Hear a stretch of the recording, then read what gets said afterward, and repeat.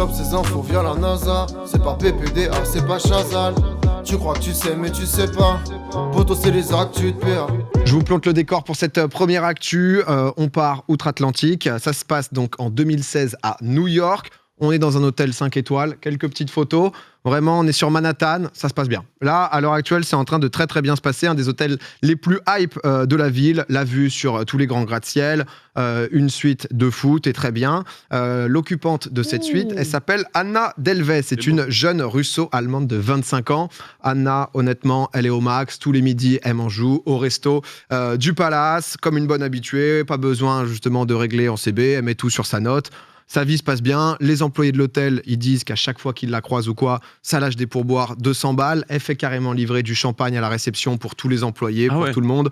Anna, t'as envie de la servir. T'as envie d'avoir... princesse. Exactement. Parce que forcément, elle régale parce qu'elle est riche, même très très riche. Elle est héritière d'une famille qui possède un empire financier en Russie. Alors, elle reste un peu mystérieuse sur ses véritables origines auprès des différentes personnes qu'elle rencontre dans la ville. Aussi pour pas trop se mettre en danger, parce qu'on sait que forcément l'argent ça attire. Son objectif ultime à Anna, en tant que philanthrope, c'est justement de créer la fondation Anna Delvey. Ça serait un club, comme il y a pas mal aux États-Unis, d'ultra privilégiés, un gros chèque à l'entrée, avec des cotisations, etc. Et tu as ensuite accès à un réseau, club d'élite. Et le but de ce club, c'est de faire le bien dans le monde. Elle bosse dans le domaine donc, de la mode. Elle rencontre beaucoup de gens fortunés, des bons contacts, des puissants. On la voit, elle est tout à droite là, justement, Anna. Et donc, du coup, avec, elle a un gros carnet d'adresses. En 2016, justement, par exemple, elle demande gracieusement à un collectionneur d'art chinois de lui payer un petit week-end pour aller à Venise à une expo qui s'appelle la Biennale. C'est une expo d'art. Il accepte, aller-retour, business class, hôtel 5 étoiles, tranquille. C'est Anna, petit selfie. Petit selfie aussi. Elle va le rembourser, il n'y a pas de souci. Quelques mois plus tard, elle doit aller dans le Nebraska. Elle avait rencontré un patron d'un service de location de jet privé à une soirée mondaine. Elle fait appel à lui, méga surprise. Le mec, il la rince, il la met super bien. Il lui affrète le vol. Elle va rembourser, il n'y a pas de problème. Hein ? Elle n'a pas un centime. On commence à le sentir. Ça commence à monter. En plus, sa fondation, elle se dit, ça va quand même être stylé, il faut que ça donne envie. On va pas l'abriter n'importe où. Dans un bâtiment historique de Manhattan, c'est le Church Missions House. Concrètement, elle va voir la banque, elle demande 20 millions pour pouvoir faire une offre dessus. Elle arrive avec des documents attestant qu'elle a 60 millions sur un compte en Suisse. Donc Anna, elle est un peu baquée. Sauf que le banquier, quand même, au lieu juste de dire « Oui, Anna, je te prête 20 millions », il fait l'effort vraiment énorme. Exactement, de poser des questions, d'avoir le coup de fil justement avec la banque en Suisse. Grosse surprise, ça n'existe pas ce compte. Et là, on se dit, la petite Anna, est-ce que vraiment elle avait tout cet argent ? C'est clairement le hold-up du siècle. Elle n'a jamais été héritière de n'importe quoi, donc elle a été arrêtée. C'est une jeune Russe de base de la banlieue de Moscou. Le père, il était routier, la maman, mère au foyer. Son vrai nom, c'est Anna Sorokin. L'escroquerie a été tentaculaire, mais vraiment un délire où... Et comment elle avait l'argent pour payer les bouteilles de champagne ? Tu vas voir justement. Elle est arrivée en fait à New York en tant que stagiaire dans un magazine de mode. À force de mensonges, elle a réussi à se placer petit à petit dans l'élite new-yorkaise pour escroquer les gens un par un. Et elle a réussi comme ça à grimper. L'hôtel 5 étoiles dont je vous parlais, elle avait une dette de plus de 30 000 $ à son nom. Elle a déposé plus de 160 000 $ de chèques en bois. Et en fait, juste à base de contacts, de bons... juste de réputation, entre guillemets, ça lui permettait de se faire offrir des choses, d'avoir d'autres contacts, et ainsi de suite. Et le banquier, justement, qui était tout à l'heure, qui allait peut-être prêter 20 millions, il a déclaré, et la déclaration est folle. C'est quand même assez fou. Comment peut-on être aussi stupide ? Vous vous faites arnaquer par une fille qui prétend être allemande, mais elle ne parle même pas la langue et vient de Russie, et dont le comptable familial a une adresse mail AOL. Mais c'est ça l'Amérique. Et c'est là quand même où c'est ouf, parce que juste... Mais elle n'aurait pas demandé ce prêt de 20 millions, elle était baquée. Non mais... Anna, elle a quand même vu les choses en grand, parce qu'elle est allée à la banque en mode juste un petit papier 60 millions sur mon compte, tu me files 20 millions. Mais si son bail il marchait et qu'elle ouvrait son club, elle partait. Après elle avait les fonds pour faire scarber toute sa vie. Après c'était tranquille, je pense une fois que t'as la baraque à 20 millions, t'es en mode la fondation elle est présente quoi. Une belle fondation quoi. Du coup elle a passé 3 ans quand même derrière les barreaux. Elle avait été remise en liberté en mars 2021. Anna, Elle après repart. 3 ans de prison, on est en petit tweet, tu vois, petit tweet quand même, justement. Can't fuck with the new me. Donc Anna, elle l'a compris. Qu'est-ce qui se passe à la sortie ? Netflix, pareil, ils disent, il y a du filon là. Oui, il y a On a un déjà docu, 40 séries sur des psychopathes, des tueurs, etc. On va peut-être se faire une arnaque. Ils proposent $320 justement pour acheter les droits de son histoire afin d'en faire une série. La cagnotte de base, ça permettait d'indemniser les victimes, etc. Sauf que on commence à connaître un peu Anna. Qu'est-ce qu'elle fait ? Directement, Anna, 320K, boum, ça loue un appartement de luxe, des fringues de fou. Full spéculation. Ah, mais en mode vraiment, juste j'ai de l'argent, on y retourne, on est reparti, ostentatoire. Elle est pas guérie, quoi. Et ça n'a pas trop plu quand même au juge qui a ordonné son extradition express en Allemagne. Galère de visa pour Anna. Elle est désormais à nouveau renvoyée en prison. Elle avait carrément prévu de lancer son merch, de lancer son truc en mode justement star. Hein. Elle était pas mal montée sur Instagram, etc. Et il y a des gens qui étaient fans parce que c'est l'Amérique. Hein, donc, Pourquoi en Allemagne, l'extradition ? parce qu'elle est allemande de base. En fait, elle d'accord. est germano. En fait, elle est née en Russie et ses parents sont partis ensuite en Allemagne. Ok. Mais elle, du coup, elle avait dit que la fortune était un empire financier russe.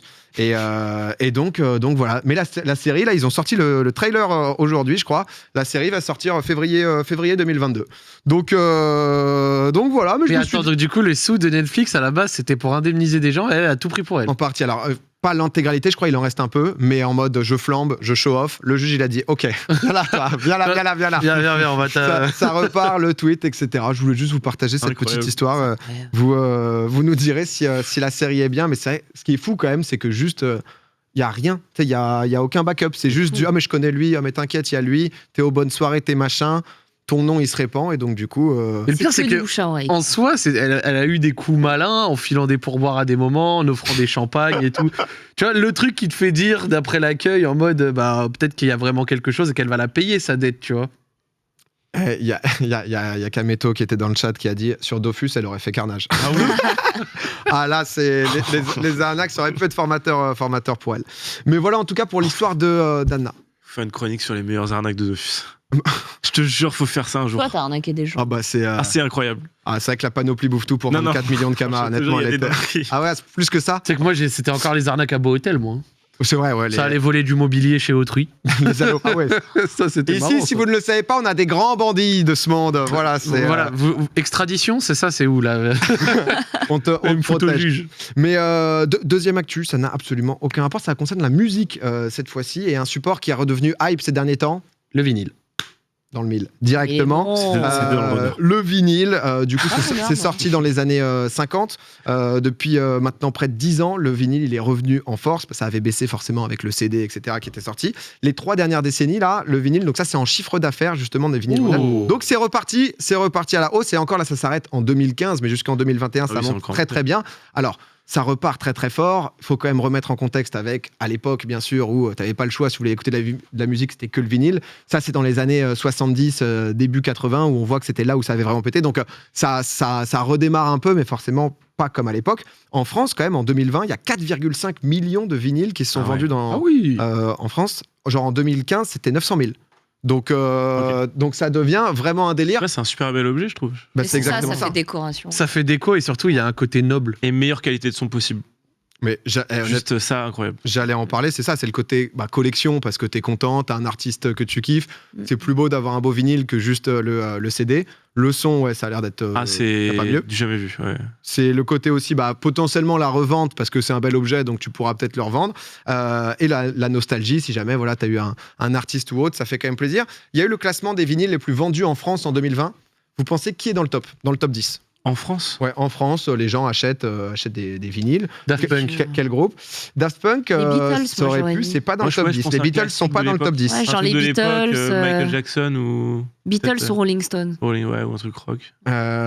Vous avez à peu près l'idée, c'est AC/DC en premier. Ah ouais, bon. AC/DC, Power Up, mais c'est vrai que AC/DC, Nirvana, Queen, qui est 3e et 4e, Bob Marley. L'homme pâle. Et l'homme pâle, ouais, justement, c'est Angèle, la première francophone et on va dire un peu plus d'actualité.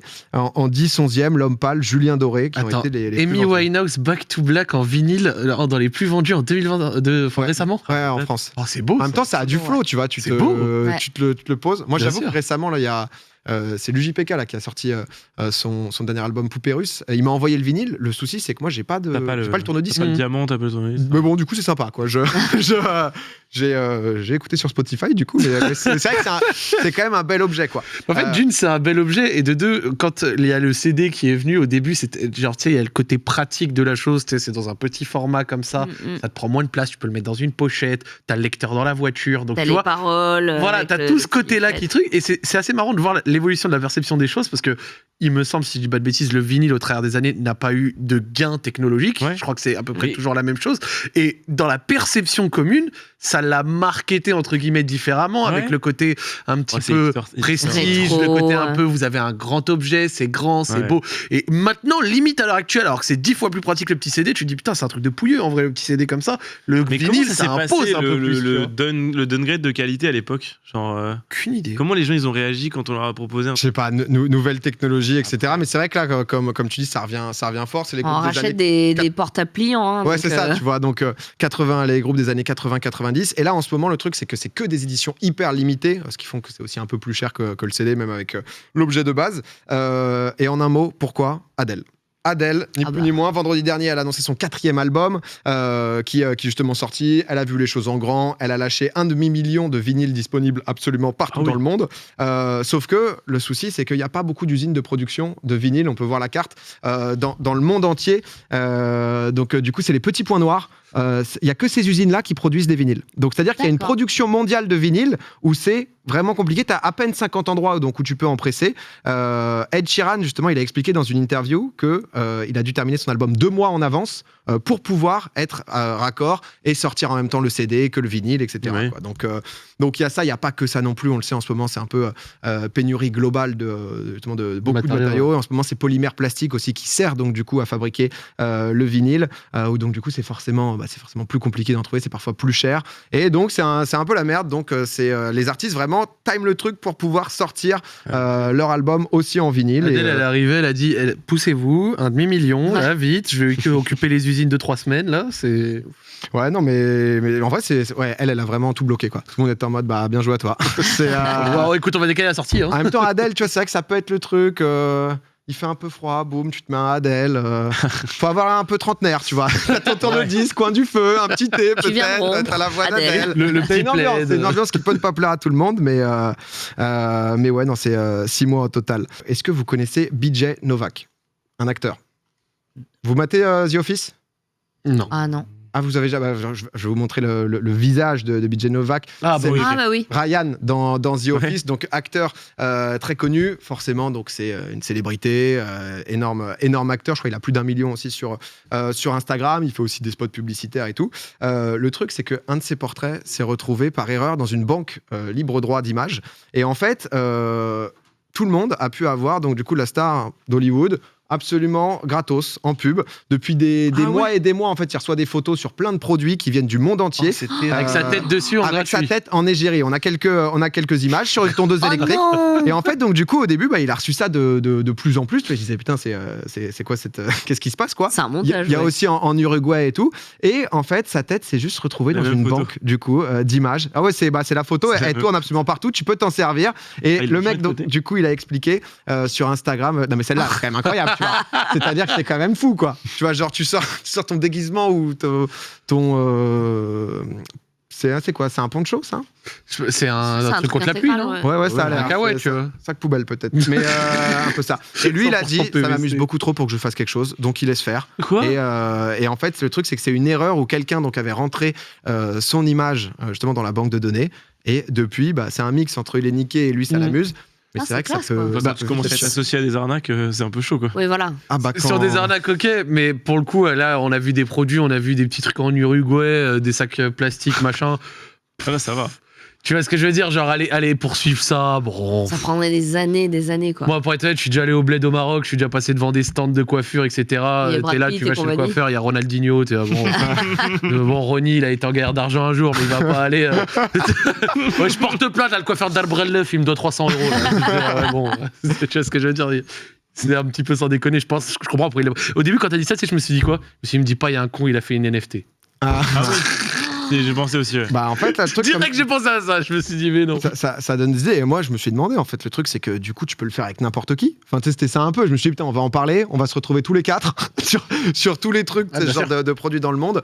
Et on a testé tout à l'heure, justement, avec Will Smith. C'est Théo qui a entré ses infos. J'étais en mode, tu prends du risque. Et on a proposé, justement. Et au début, ça passe. Et après, je pense qu'ils ont un truc, justement, les banques d'images de scanner ou autre. Et je crois qu'il y a un message, justement, où ils sont en mode. Alors, ça, par contre, c'est copyrighté. Tu peux pas. T'es sûr que vraiment que t'as les droits de poster cette image, justement. Parce que sinon, j'étais en mode, bah, en fait, n'importe quoi. Donc, il y a juste. Parce que s'il doit porter plainte, c'est contre la boîte qui donne les droits d'image. C'est un peu... Théo, tu veux expliquer? Je crois que tu as un complément d'information. Ce qui s'est passé avec Will Smith? Ouais, bah complètement. Bah, en gros, j'ai juste créé un compte. Il n'y a eu aucune vérification d'identité de quoi que ce soit. J'ai pris la première image de Will Smith sur internet, je l'ai uploadée, elle a été uploadée, puis 2 heures après, j'ai reçu un mail pour me dire bon, quand même, c'est copyrighté, on va l'enlever quoi. Voilà.